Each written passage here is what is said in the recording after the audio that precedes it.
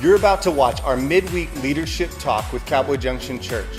We hope that you're encouraged as you listen to this to grow and become a limitless leader in a world full of limits. Matthew chapter 9. This is really cool. It's just a short little paragraph. Verse 35. Matthew, so it's at the very bottom. It says, Then Jesus went about all the cities and villages. Listen to the details. Jesus went about all the cities and the villages, teaching in their synagogues, preaching the gospel of the kingdom, and healing every sickness and every disease among the people. But when he saw the multitudes, he was moved with compassion for them, because they were weary and scattered, like sheep having no shepherd. Then he said to his disciples, The harvest is truly plentiful, but the laborers are few. Therefore pray the Lord of the harvest to send out laborers into his harvest. Now, the reason why I wanted to bring this scripture up today is because that's kind of cool about you guys being here. You are the laborers in the harvest. Right. We're believing for a harvest. And the reason why I want to ask you at the beginning is what are you praying for? Is because one of the discipleship parts about your prayer is being very knowledgeable about what you're praying for. Yeah. And the reason why is because if we are the ones that he is saying the harvest is plentiful but the workers are few, we should know exactly what it is we need to be praying for. And let me give you, if you're sitting here today and you go, Ty, I feel guilty, I don't know, I just kind of sit there and I just kind of listen, I just kind of talk to God, and I pray for those ones closest to me, but I don't know my prayer life. If you were to ask me what I specifically prayed for, I don't know what I need to pray for when I go in there. Well, let's talk about that in leadership today. And what we just read, it says, Then Jesus went about the cities and the villages. One of the things that we have to do if we're going to be leaders is we've got to get active. Yeah. If a rolling stone does not catch moss. Have you ever heard that old saying? And that means that if you get rolling, there's going to be some edges that come off you. If you get rolling, there's going to be some speed you gather. If you get to rolling, there's going to be a momentum. Let me tell you, there's nothing in the world like momentum. Yeah. It beats the opposite. When you've got mud on the tires and you can't get momentum, it takes more energy to move a stone that's not moving. Mm-hmm. It takes less energy to move a stone that is moving. Right. Momentum is everything. And so as leaders, there has to be a point in your life where someone doesn't kick you anymore. We talked about spurring each other on. There has to be a moment as a leader to where you're able to self-motivate. You're able to self-inspire. You're able to cast vision. You may not even tell anybody the vision, but you are able to lead you. And this is something Jesus did when he went about the cities and the villages. He went to the big towns and the small villages. The next thing it says is teaching in their synagogues, preaching the gospel of the kingdom and healing every sickness and every disease among the people. What did he do when he got around the people? He just spoke truth. And sometimes there's two things that we do. We don't know what to say, or we talk about everything but what we're supposed to talk about. One of the things as a leader we've got to do is speak truth. Yeah. You can't go wrong telling someone what God's perfect plan is for their life. Yeah. And I'm bad about making friends with people, and I talk about everything else because I don't want to lose their friendship. Ooh, yeah. And I did not follow the calling of God in my life so I can be everybody's best friend. Wow. Right. I follow the calling of God so I could introduce them to my best friend. That's so good. Who changed my life. Is there anything wrong with friendship? Absolutely not. Have you got to build a friendship? Absolutely. But it really boils down to it. At what point are you going to finally pull the trigger? Right. At what point are you finally going to introduce truth?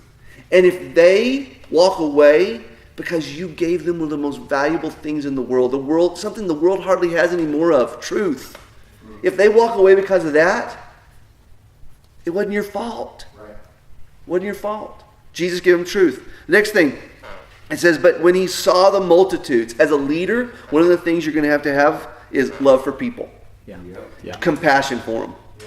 And guess what? The very next verse says this. He was moved with compassion for them because they were weary and scattered like sheep who had no shepherd. So guess what? You're going to have to love people, and you're going to have to love them where they're at. Oh, yeah. And that's going to stink. Because I'm going to tell you, as a leader, I want to lead the people who have it all together. Right. Yeah. I want to lead the people who've got a great vocabulary. I want to invite folks into my house who aren't going to drop the F-bomb in front of my sons. Okay? I started taking Brady to CrossFit. And I knew it. I knew it was going to happen. And sure enough, first cuss word flies out of the room, out of the mouth, and Brady looks over at me, and I go, "Hey, son, my friends cuss too." But here's the thing. It's like, as a leader, don't forget, you have to have a love for people. Right. But you also have to love them right where they're at. And that's hard, especially if they don't want to hear truth. But greater is he that is in you than he that is in this world. This is a sign of a great leader. Yeah. By the way, this is just a little side note. It's not you becoming more like them. Yeah. It's you becoming more like him when you're with them. Okay, Yeah, don't get preachy, good. don't get crazy, but just realize you are a leader and you can lead yourself. Next thing it says this. He said to his disciples, "The harvest truly is plentiful, but the laborers are few." I think there needs to be more problem solvers. Just simply people who see the harvest and then know what needs to be done. Basically what Jesus is saying here, there are so many people who walk into a field and then turn and look at everybody else like, what are we supposed to do? And trust me, if you don't know what to do, you can figure it out. You start baling hay. We can start hoeing weeds. You see the problem, and let's start fixing the problem. I think one of the key things about being a leader is being self-motivated. And we covered that a minute ago. But seeing the harvest and recognizing that you're right where you're supposed to be. In fact, let me give you something. This is revolutionary. You're where you're supposed to be. Yeah. Okay? Yeah. Okay. And I know you're praying for something else, but stop.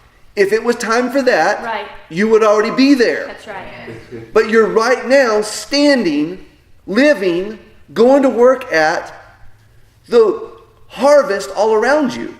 Wow. And the problem is that we keep looking at those fields and thinking when I get to that field, then there'll be a harvest. And we miss the harvest that's Wow. all around So us, good. right where we're at. Yeah. The harvest is over there, he said. Is that what he said? No. He said the harvest is plentiful. It's just the workers are few. Okay? You are right where you're supposed to be. Yes, there's things that you're going to get to eventually. Right. But right here, right now, start bringing in the harvest. That's a sign of a great leader. From there, it turns and it says, Matthew at the very end, "Therefore pray the Lord of the harvest to send out laborers into his harvest." It's okay to pray that God brings you strategic people. Yeah. It's okay. It's okay to say, "God, you have sent me all kinds of people, but I just need one person, Father, that is worth their weight in gold." And let me tell you why. Used to, I felt guilty praying that prayer. Right. But I'd have 12 people with me, but it'd be 12 people who had no clue what to do. Or it'd be 24 people, and 24 people who had no clue what to do. Our sister church in Veneta, Oklahoma, the pastor began to coach on me one day and say, there's sometimes it's okay to pray that God would send you a specific leader or a leader that can lead others. And there are going to be people who we're trying to reach. But in your department, I think it's important to pray for strategic people. Right. People that aren't being used to their fullest, but they want to be used to their fullest. People who have the resources to do the things that they've always wanted to put their resources to work. And you always wanted to put somebody else's resources to work. It's okay to pray for someone to see Jesus in you. I pray, Father, that someone would see you in me and they would get so inspired and say, "I'm going to get behind that guy. I'm going to get behind that girl." And then when Jesus turns and says, he says, "You need to pray for the laborers." And we just got through praying for the lost. But how good are you at praying for the laborers? Dang. Come on, think about that. A good leader can do both. Can pray for the laborers and can pray for the lost. Okay? And I'm going to jump to the very next verse, verse 10. In Matthew chapter 10, verse 1, look at what happens. It says, "And when he had called his 12 disciples to him, he gave them power over unclean spirits, to cast them out and to heal all kinds of sickness and all kinds of disease." Notice how Jesus turns to his disciples, not the entire group, 12 men, 12 strategic men. And he gave them the ability to go do what was his kingdom coming and his will being done. And you're going to notice that as a leader, strong teams win games. Guaranteed. And if you want to be in the game-winning ability, because let's just face, have you ever played on a team where you just lost all the time? Did you ever play on a team where you just lost all the time? It's not all the time.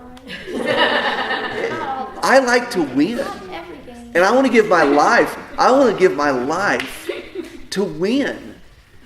Will I lose eventually? Yeah, I hope I give my life. But that's not losing. That's winning. Right. I want to play for a team that wins. And for us to play for a team that wins, we got to develop some strong teams. Which there may be some people that you have to turn to on your team and realize they're not making you any better. They're not making you stronger. It's a tough conversation that you might have to have with somebody. I'm saying you're actually slowing us down. Let's look at some professional teams. How do you think they got Tom Brady? Because he wanted to be a strong quarterback, and he was a rookie. He came from a little known college. Nobody knew him. But a strong team was built because a kid wanted to win. And a coach recognized that. What if they just stuck with a quarterback that was just tired all the time and operated on 80%? And you got this kid behind you who is hungry. Sometimes you have to recognize who's not hungry anymore. Wow. And who's hungry. And I want to play on a team that realizes, hey, what we did yesterday is great. Right. But man, we can't go back and do yesterday again. We got to think about where we're going. And for everybody in the room that you're here and you're thinking, I'm on a team. Well, then I'm going to turn to you and challenge you. And I'm going to say, you might be on a team. And you might be on the Cowboy Junction team. But are you hungry? Wow. And when we start getting hungry, and when we start going into prayer time, and we start realizing that I got my own list, and this is a list I'm believing God for, and this is a list that I'm bombarding heaven with, and when you sit down and they say, hey, what'd you pray for today? And you go, I'll tell you exactly, I'm hungry.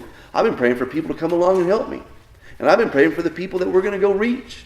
And I've been praying for God to bring me the resources that I need to do the things that's in my heart to do. And I've been praying that my heart would be right in this whole thing. And I've been praying for the anointing to do what God's called me to do. I'm looking for hungry people. Yeah. I'm looking for hungry people. The last and final thing is it says in verse 5, Matthew chapter 10, verse 5, it says, Then the 12 that Jesus had sent, he sent them out.